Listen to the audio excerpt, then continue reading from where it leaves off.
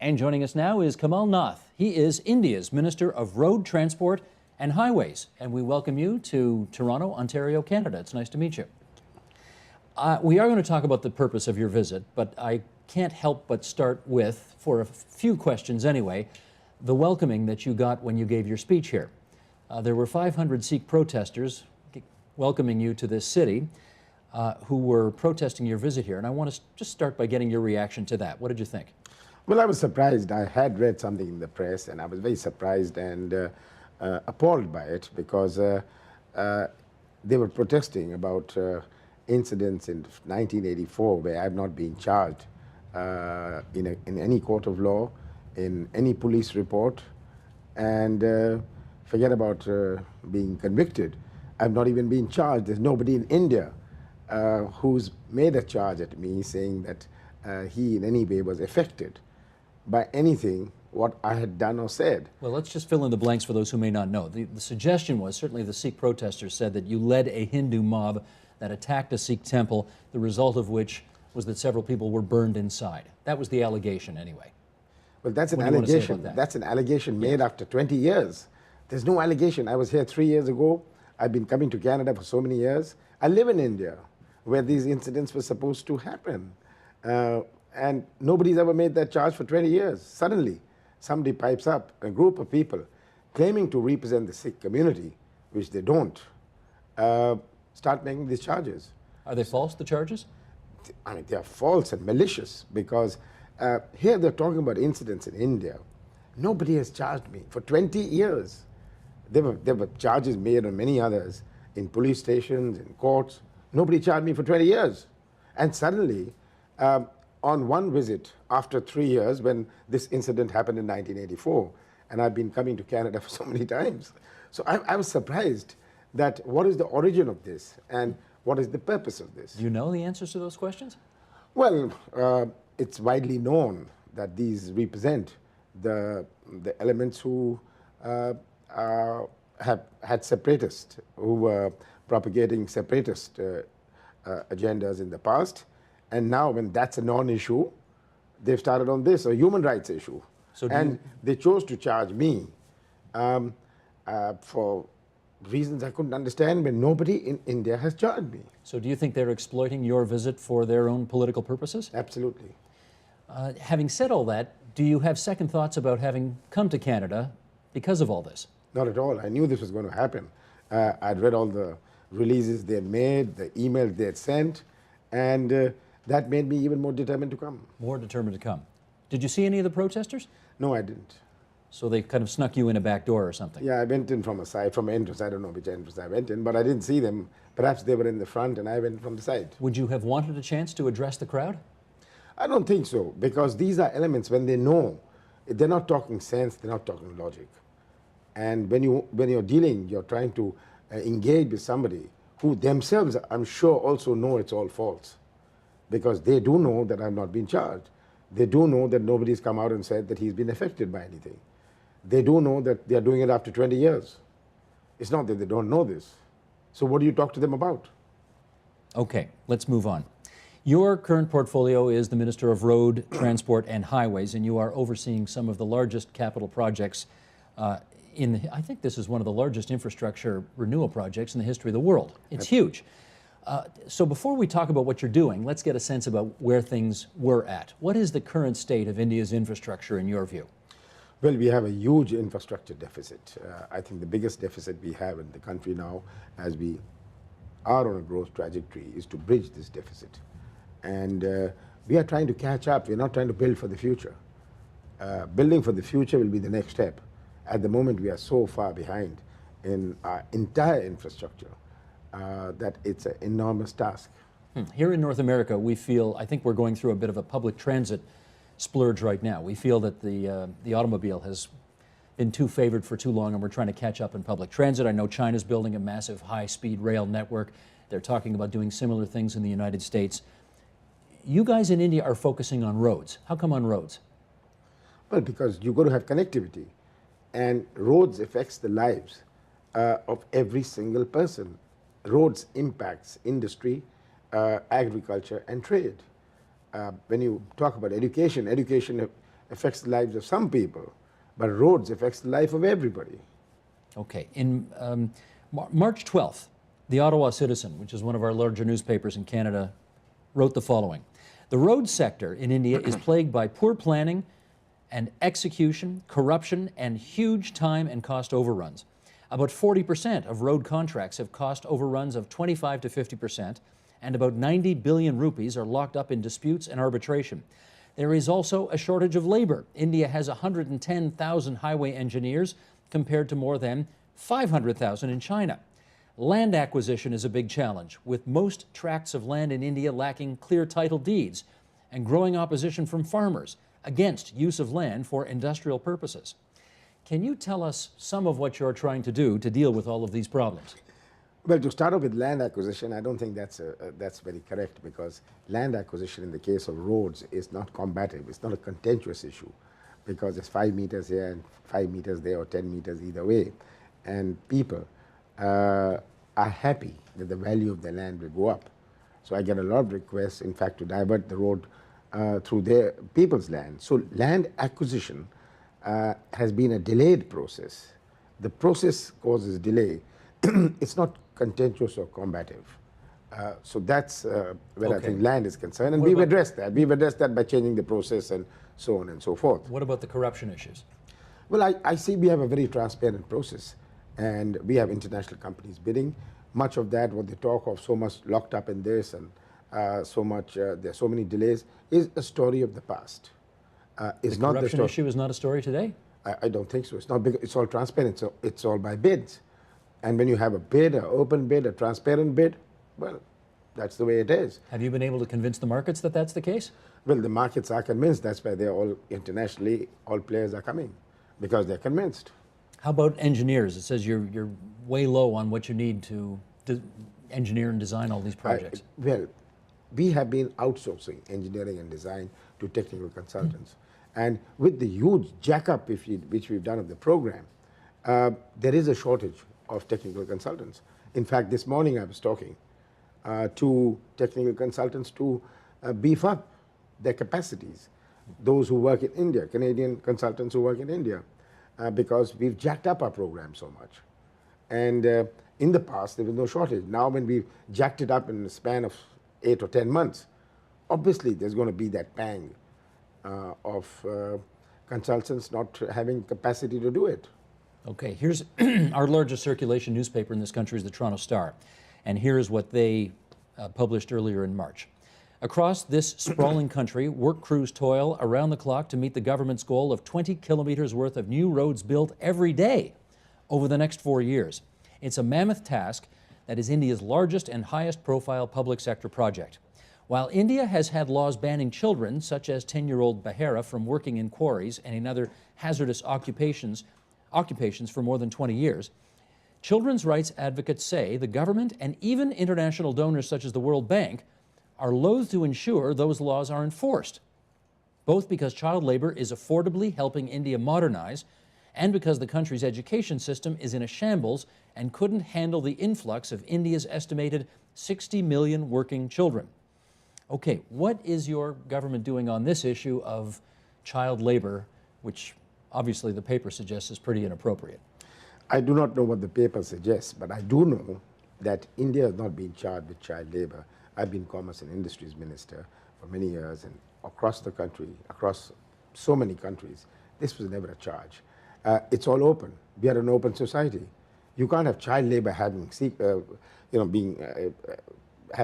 being done secretly. It's all open. So if there's child labor, you will see optics of it, you'll see visuals of it.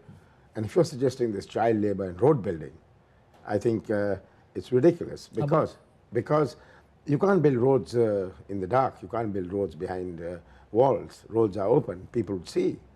And we enforce our child labor laws very strongly. So it is not happening? It's not happening, at least not in road building. And if there are isolated cases, there are isolated cases happening in rural India, or isolated cases happening, it's just like something happening illegally. How about subcontracts, which don't necessarily take place in full public view on the roads? But subcontracts take place, and a road is being built in full public view. How can you have a subcontract happening secretly? And It's a law, whether it's a subcontractor or it's a contractor or a subcontractor. It's the law. No, it's the law, but laws are broken. But you're confident this law is not being broken? Not at all. Not at all. Not at least not in roads. There's no charge. And the World Bank, who engages with me very much, has not ever made this charge of child labor to me. Well, that's it. They're saying the World Bank is loath to ensure the laws are enforced because they understand the stakes here. I don't think it's a concern. It's really a concern. I think it's just a hype being built up. Not at all. I wouldn't buy that at all. Okay. All of this requires, all of your projects obviously require billions and billions of dollars of investment over the next few years. How are you financing all of this? Well, 60% is going to be are going to be toll roads, 25% are going to be annuities, that is deferred payment, and 15% will be on EPC. We have a CES. EPC is what? Piece rate contracts, the general contracting, okay. Just 15% of it, which also we are trying to reduce. Now, our funding, our sources of funding is the cess we get from petrol and diesel.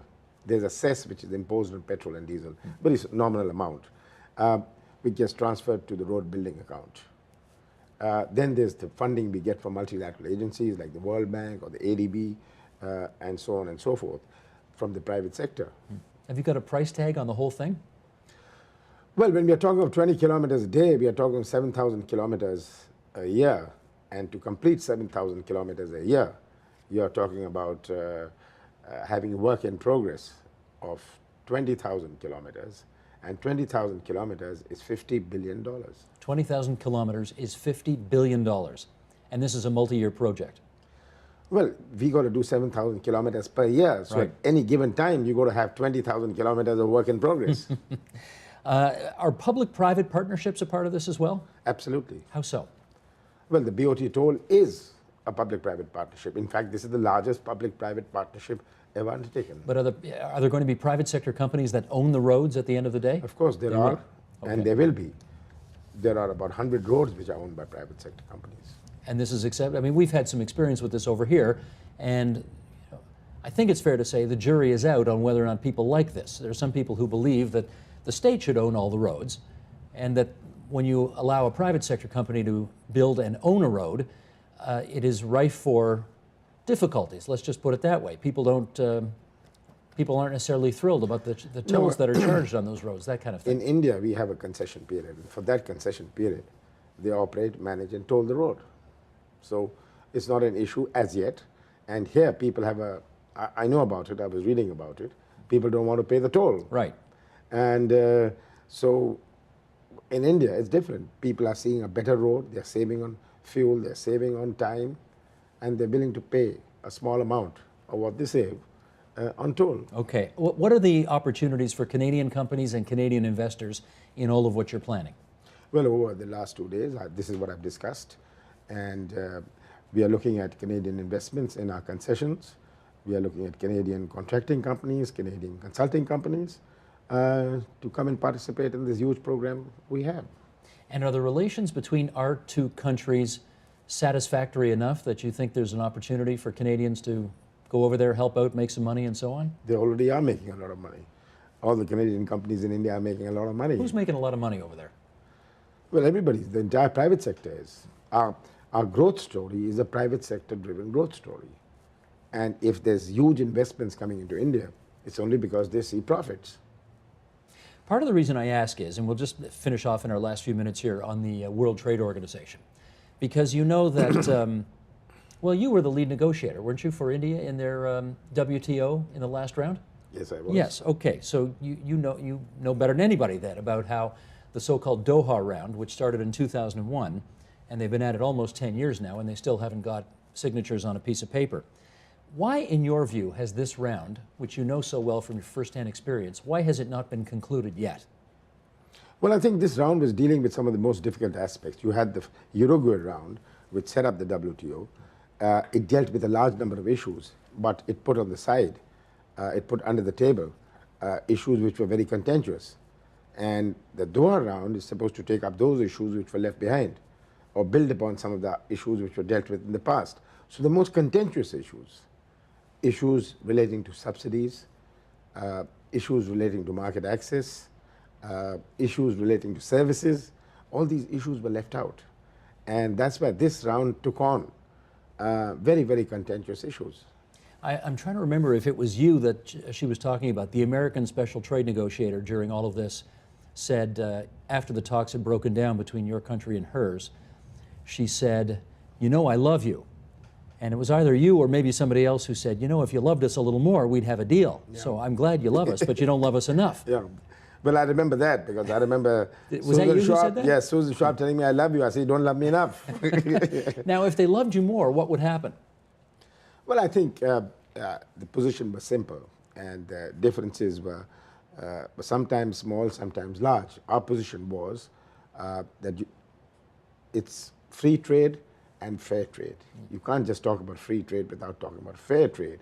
And if the United States subsidizes its agricultural products and then wants market access into India of those agricultural products, that's not competition. The Indian farmer will be competing with the US Treasury and the US government, not with the US farmer. Everybody subsidizes their farmers though, right? No. Not everybody? No. Darn near everybody. Well, I don't know whether Canada does. Canada claims it doesn't. And if you're saying Canada does, well, we have another point then. My understanding was that everybody subsidizes their farmers. The EU especially, the Americans especially. Yeah, the EU subsidizes it, but EU are not aggressive exporters. It's the United States who subsidize it, that's one part of it, and then having subsidized them, want those farmers to export to developing country markets. Do you think your country, though, bears any responsibility for the lack of a finished product in the Doha round? Well, I don't know. Some say we have responsibility, some say we don't. But what do you say? I certainly not, because all I said was, and I still say, that we must have a fair deal. And you cannot say that we are going to subsidize and we want market access. We have to take into account the disparities between developing countries and developed countries. So no deal is better than a bad deal, obviously. Well, yes, and the most important thing is the developed countries must ensure that the developing countries have healthy economies, because then only there are markets. Today, if India is not a healthy economy, we won't be able to buy all the wheat we buy from Canada, or all the beans and the lentils we buy from Canada, or all the other things we buy from Canada. Which are the best in the world, of course. Well, they're the cheapest, that's why we buy them. But if we were a sick economy, we couldn't have done anything of that. Right. So, you know, I think developed countries have really a vested interest in seeing healthy economies in developing countries. Sure. I think I've seen in numerous newspaper articles where you have been described as kind of the champion of the developing world in these negotiations. Why do you think the developing world needs a champion? Well, we had a coalition. We had set up coalitions of various disparate interests, not common interests, like the G20. We had the G33, which was agricultural sensitivities, groups with agricultural sensitivities, and we were all together in it. And I think India, because of its size, was playing a role in it. Do you think there's going to be a deal soon? Well, I don't know whether, I've not followed it closely now, but I don't think many of the countries are ready for it. The differences are still too big? Differences are too big, and I think ever since the breakdown, there has been no real serious attempts to converge. Okay. Minister, it's good of you to join us here at TVO tonight. Thanks so much for visiting us. Thank you.